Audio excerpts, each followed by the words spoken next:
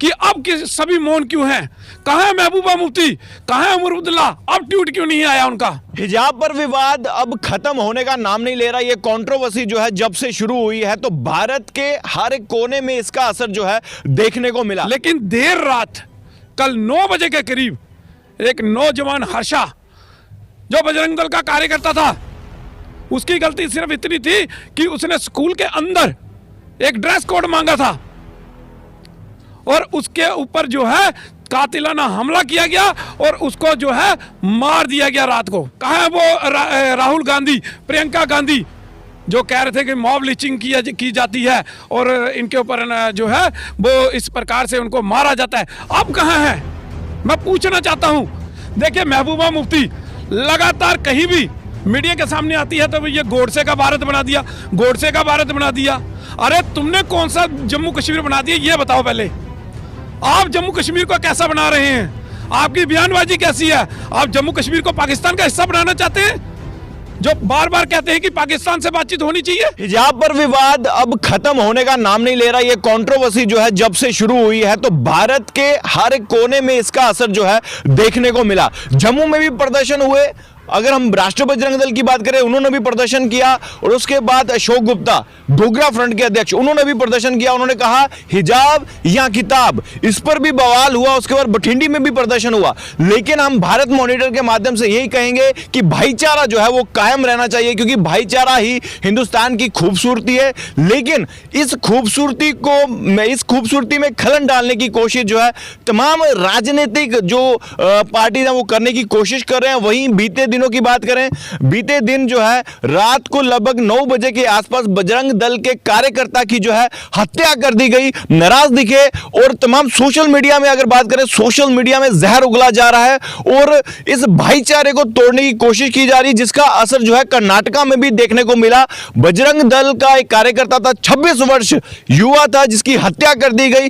परिवार के आंसू अभी सूखे नहीं थे, लेकिन अभी ये आप समझना होगा कि अभी जो इस वक्त राजनीति जो गरमाई हुई है, चाहे हम कांग्रेस की बात करें, भारतीय जनता पार्टी करें, तमाम राजनीतिक दलों की बात करें, तो नेता टिप्पणी कर रहे हैं और सियासी रोटियां जो है इस पर सेक रहे हैं। लेकिन नाराज दिखे राष्ट्रीय बजरंग दल के अध्यक्ष राकेश बजरंगी हमारे साथ मौजूद हैं। बजरंगी साहब, ये जो इस वक्त बवाल मचा हुआ है हिजाब पर, क्या लगता है कि क्योंकि अब एक मामला जो सामने आया, हत्या का मामला जो सामने आया है, और राष्ट्रीय बजरंग दल की अगर हम बात करें, क्या स्टैंड है?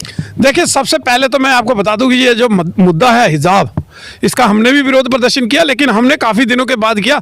हमने पूरा इसको मॉनिटर करके, पूरा मीडिया में पूरा कुछ सुनकर, उसके बाद हमने जब ये इन्होंने जय श्री राम के नारे के ऊपर इन्होंने टिप्पणी करना शुरू किया और उनको गुंडे मवाली कहना शुरू किया, उसके बाद हम इसके अंदर आए और हमने कहा कि अगर सरकार ने कोई कानून बनाया है तो उसका पालन करना सभी के लिए अनिवार्य है, क्योंकि जो इस देश में रहता है उसको इस देश के संविधान को मानना पड़ेगा, इस देश की जो कानून व्यवस्था है उसको मानना पड़ेगा।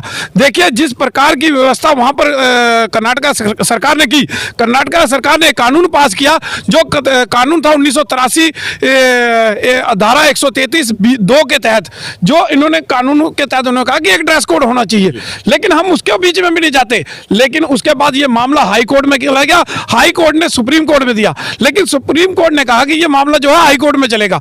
अब जो विचाराधीन है हाई कोर्ट में, हाई कोर्ट जो फैसला देगा वो सभी के लिए अनिवार्य होगा। उसके बाद देखेंगे जो सुप्रीम कोर्ट जाना चाहेगा जाएगा। लेकिन उसी के बीच इस मसले के ऊपर किन किन नेताओं ने ट्वीट किया, जम्मू कश्मीर के उस वहां की आग को किसने जम्मू कश्मीर में लाया, ये सभी के सामने किसने किसने ट्वीट किया, कौन कौन से लोग यहां पर ऐसे दंगे भड़काने का काम जो है जिन्होंने किया, वो आपके चैनलों में भी है। उनकी जो सारी जो ट्वीट की जो है वो सभी कई चैनलों ने डिटेल जो है वो दी है कि सबसे पहले महबूबा मुफ्ती और उमर अब्दुल्ला ने जो है इसके ऊपर ट्वीट किया, और जो जय श्री राम का नारा लगा रहे थे उनको गुंडे मवाली जैसे कह के कि एक बच्ची के ऊपर हमला किया, वो सारा वीडियो जो है वो सामने कहीं उसके ऊपर हमला। लेकिन देर रात कल 9 बजे के करीब एक नौजवान हर्षा जो बजरंग दल का कार्यकर्ता था, उसकी गलती सिर्फ इतनी थी कि उसने स्कूल के अंदर एक ड्रेस कोड मांगा था और उसके ऊपर जो है कातिलाना हमला किया गया और उसको जो है मार दिया गया रात को। पूरे हिंदू समाज में एक रोष है, पूरा हिंदू समाज जो है वो रोषित है इस समय। और जो विचाराधीन है हाई कोर्ट ने जो है सुप्रीम कोर्ट ने जो है वो कानून पास किया, जो कानून था 1983 धारा 133(2) के तहत, जो इन्होंने कानून के तहत उन्होंने कहा कि एक ड्रेस कोड होना चाहिए, लेकिन उसके बाद हम इसके बीच में भी नहीं जाते। लेकिन उसके बाद जो है और मैं पूछना चाहता हूं, कहां है वो बुद्धिजीवी जो अलग के टाइम पे ऐसे रो रहे थे, पीट रहे थे? कहां है वो राहुल गांधी, प्रियंका गांधी जो कह रहे थे कि मॉब लिंचिंग की जाती है और इनके ऊपर जो है वो इस प्रकार से उनको मारा जाता है? अब कहां है? मैं पूछना चाहता हूं कि अब कि सभी मौन क्यों हैं? कहां है महबूबा मुफ्ती, कहां है उमर अब्दुल्ला? अब ट्वीट क्यों नहीं आया उनका? जब एक नौजवान बीच बाजार के जो रात को 9 बजे के करीब उसको मार दिया गया, लेकिन उसके ऊपर कोई नहीं बोलेगा। मुझे पता है एक भी राजनेता नहीं बोलेगा। कर्नाटका के अंदर सभी नेता उसके घर में जा रहे हैं, उसके परिवार से मिल रहे हैं, लेकिन जो लोग हिजाब की आग को लेकर पूरे देश में पहुंचे हैं वो कहां हैं? अब मैं उनसे पूछना चाहता हूं, जब हमने कहा था कि जो कानून फैसला करेगा, जो संविधान के दायरे में होगा, हम उसको मानेंगे। हमने कोई बाहर बात नहीं की थी, हमने किसी के धर्म के ऊपर टिप्पणी नहीं की, हमने किसी के ऊपर टिप्पणी नहीं की। हमने सिर्फ एक यही कहा कि एक ड्रेस कोड होना चाहिए, ताकि स्कूल जो है वो एक शिक्षा के मंदिर हैं, उसके अंदर सभी धर्मों के बच्चे पढ़ते हैं, लेकिन उनमें कोई फर्क नजर नहीं आना चाहिए। कोई देखने से ये ना पता चले कि ये हिंदू है, ये मुसलमान है, ऐसा कोई फर्क नजर जो है वहां पर नजर नहीं आना चाहिए। हमने ये मांग की थी, लेकिन किस प्रकार से साजिश के तहत एक युवक को जो है वो टारगेट किया गया, उसकी हत्या की गई, लेकिन अभी सभी मौन है, अभी कोई नहीं बोलेगा। सभी के जीवों के ऊपर ताले लग गए हैं। अब तो दुख व्यक्त करते हैं, अब तो कहते हैं कि इस निर्दोष को जो है वो गलत तरीके से मारा गया है।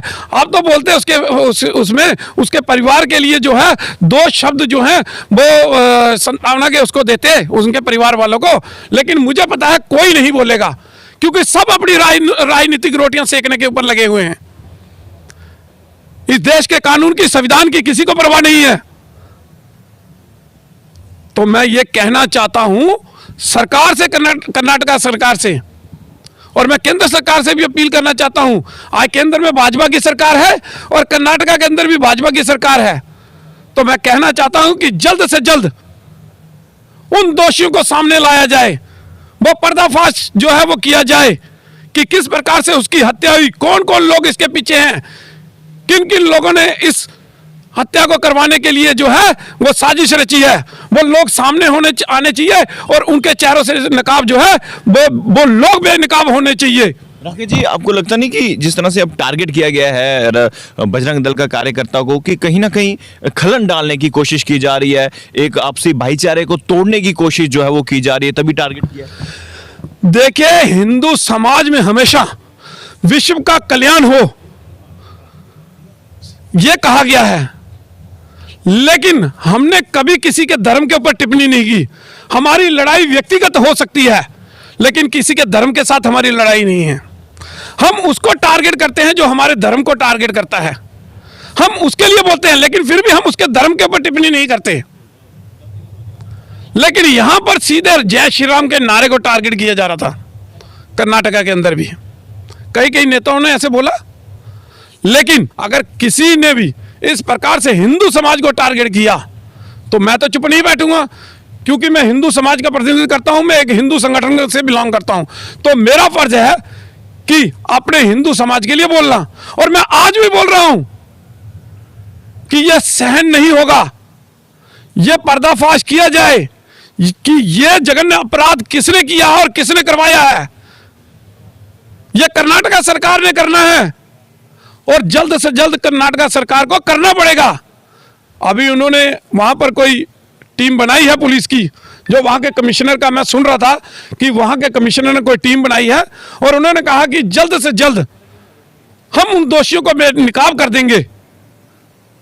अब वहां कोई पकड़ा गया है, अभी तक मेरे पास कोई जानकारी नहीं है, लेकिन मुझे लगता है कि कार्रवाई इसके ऊपर हो रही है। लेकिन यह बहुत जरूरी है कि कौन सी ऐसी देश विरोधी ताकतें हैं, कौन सी ऐसी देशद्रोही शक्तियां हैं जो ऐसे जघन्य अपराधों को सरअंजाम दे रही हैं, उनको जल्द से जल्द सामने लाया जाए। रास्ता ऐसा ना हो कि समाज भी खड़ा हो, और समाज कर्नाटका के अंदर 144 लग गई है, पूरा कर्नाटका के अंदर एक रोष है किस प्रकार से युवक की हत्या की गई है। आने वाले दिनों में सरकार ने देखना है कि वहां की कानून व्यवस्था को कैसे ठीक रखा जाए, लेकिन आइंदा कोई ऐसी घटना जो है ना हो, यह भी वार्निंग हमारी है सरकार को। जम्मू कश्मीर के बड़े नेता उन्होंने कोई भी इस प्रकार का ट्वीट नहीं किया है, चाहे हम घाटी के नेताओं की बात करें, क्या लगता है? देखिए, महबूबा मुफ्ती लगातार कहीं भी मीडिया के सामने आती है तो ये गोडसे का भारत बना दिया, गोडसे का भारत बना दिया। अरे तुमने कौन सा जम्मू कश्मीर बना दिया ये बताओ पहले। आप जम्मू कश्मीर को कैसा बना रहे हैं?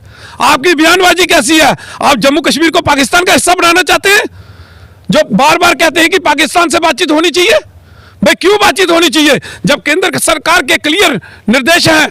केंद्र सरकार ने सत्ता में आते ही, जो ये सरकार है जो वर्तमान में, उन्होंने सत्ता में आते ही सबसे पहले कहा था कि जब तक पाकिस्तान अपनी धरती के अंदर से आतंकवाद को समाप्त नहीं करता, जब तक वो आतंकी वहां पर कैंपों को समाप्त नहीं करता, तब तक पाकिस्तान के साथ किसी प्रकार की बातचीत नहीं होगी। तो क्या यह महबूबा मुफ्ती के कान में नहीं घुसता?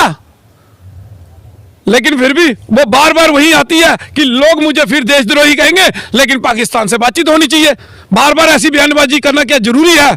खाना हिंदुस्तान का, रहना हिंदुस्तान का, जो सिक्योरिटी है हिंदुस्तान की लेनी, गाड़ियां हिंदुस्तान की मिल रही हैं, और एमएलए एमपी हिंदुस्तान में बनना है और बात पाकिस्तान की करनी है, तो ये देशद्रोही नहीं तो और क्या है? और कहीं की आग कहीं पे लेके जाना। आप कहते हैं इसको गोडसे का भारत बना दिया, गोडसे का भारत बना दिया। भाई आप कौन सा भारत बना? आपने अलगाववादियों का जम्मू कश्मीर बना दिया था। अलगाववादियों के आगे आप लोगों ने घुटने टेके थे और मौजूदा सरकार ने अलगाववाद का जो है सफाया कर दिया वहां पे। आज कश्मीर के अंदर अलगाववाद का कोई नेता सामने नहीं आता है। टेरर फंडिंग के नेता जेल के अंदर बंद हैं। किस प्रकार से सेना फ्री हैंड जो है कार्य कश्मीर के अंदर कर रही है, ये चीजें इनको वो चुभ रही हैं क्योंकि अब इनकी जो कुर्सी की टांगे हैं वो कांप चुकी हैं। और मुझे लगता है कि आने वाले दिनों में अब इनको कुर्सियां भी नहीं मिलेंगी। अब ये सत्ता में आएंगे नहीं, इनकी राजनीति चलेगी नहीं। अब इनको वो डर सता रहा है, इसलिए ये इस प्रकार की बातें यहां पर जो है वो किए जा रहे हैं। बार बार उल्ट पटांग बयानबाजी जो है, ये महबूबा मुफ्ती, उमर अब्दुल्ला, फारूक अब्दुल्ला, ये जो जितने भी कश्मीर बेस के नेता हैं, ये सभी इस प्रकार की बातें कर रहे हैं। तो मैं जम्मू के उन नेताओं को भी सावधान करना चाहता हूं कि जो कश्मीर की बोली यहां जम्मू में बोली जा रही है ना, तो सावधान रहें। हम कश्मीर की स्थिति यहां पर नहीं बनने देंगे। जम्मू के अंदर जम्मू जो है वो देशभक्तों की धरती है। यहां पर सैनिकों ने अपनी शहादतें दी हैं, यहां के युवाओं ने शहादतें दी हैं। ये जम्मू कश्मीर कोई ऐसा जम्मू कश्मीर नहीं है कि कोई भी यहाँ पर कुछ भी बोलेगा और यहाँ के लोग सुनेंगे। जी आखिरी सवाल, जिस तरह से सोशल मीडिया में इसी हत्या को लेकर जो है बहुत ही जहर उगला जा रहा है एक दूसरे के खिलाफ, क्या लगता है कि भाईचारा हिंदुस्तान में कायम रहना चाहिए? देखिए, जो कानून ने काम करना है वो कानून ने ही करना है, लेकिन हम कानून से एक अपील करना चाहते हैं कि उन लोगों के ऊपर सख्त से सख्त कार्रवाई जो है अगर करेंगे तो हमारे लोगों को एक विश्वास जो है वो कानून के प्रति जागृत होगा। तो इसलिए हमारी सरकार से यह निवेदन है कि सरकार इसके ऊपर जल्द से जल्द उन दोषियों को बेनकाब करे, दोषियों को सामने लाए, तभी हमारा गुस्सा जो है वो शांत होगा और हम शांति से जो है बैठेंगे। अन्यथा अगर जल्द से जल्द सरकार ने उन दोषियों को सामने नहीं लाया तो हम सड़कों के ऊपर आएंगे, क्योंकि हमें जो हमारे लोगों की हत्याएं जो हो रही हैं, अगर उनके कातिल ये सरकार के अंदर बैठे हुए लोग नहीं पकड़ पाएंगे उनको, तो हमें सड़कों पर आकर खुद पकड़ना पड़ेगा।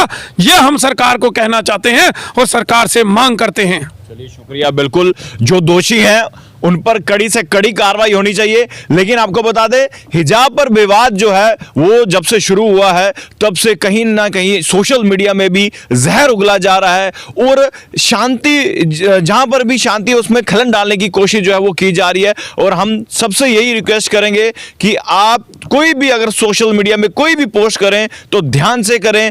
किसी की भी धार्मिक आस्था पर कोई भी चोट नहीं पहुंचनी चाहिए, किसी की भी धार्मिक आस्था आहत नहीं होनी चाहिए। और कोई भी अगर आप टिप्पणी करें उसको 100 बार सोचें और भाईचारे को जो है कायम बनाए रखें। आप लोग देखते रहिए भारत मॉनिटर। जय हिंद।